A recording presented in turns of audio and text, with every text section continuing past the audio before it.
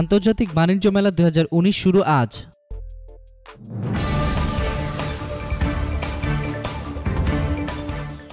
আজ শুরু হবে 24তম আন্তর্জাতিক বাণিজ্য মেলা। মাসব্যাপী এই মেলার উদ্বোধন করবেন রাষ্ট্রপতি মোহাম্মদ আব্দুল হামিদ। মেলা চলবে 8 ফেব্রুয়ারি পর্যন্ত। মেলায় কোনো সাপ্তাহিক ছুটি থাকবে না। সকাল 10টা থেকে রাত 10টা পর্যন্ত মেলা খোলা থাকবে। বাণিজ্য মন্ত্রণালয় ও রপ্তানি উন্নয়ন ব্যুরোর যৌথ আয়োজনে এবারও রাজধানী শেরেবাংলা নগরে বঙ্গবন্ধুর আন্তর্জাতিক সম্মেলন কেন্দ্রের পশ্চিম পাশে ঢাকার আন্তর্জাতিক বাণিজ্য মেলা 2019 অনুষ্ঠিত হবে। সাধারণত প্রতি বছর 1 জানুয়ারি মেলা শুরু হয়ে থাকে।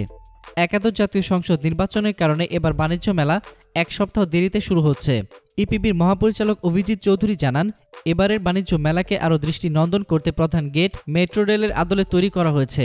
পাশাপাশি সরকারের উন্নয়নমূলক কর্মকাণ্ডের থিম থাকবে মেলা জুড়ে। ইতিমধ্যে মেলার প্রস্তুতি শেষ পর্যায়ে। এতক্ষণ ফ্রিকি নিউজের সঙ্গে থাকার জন্য আপনাদের সবাইকে ধন্যবাদ।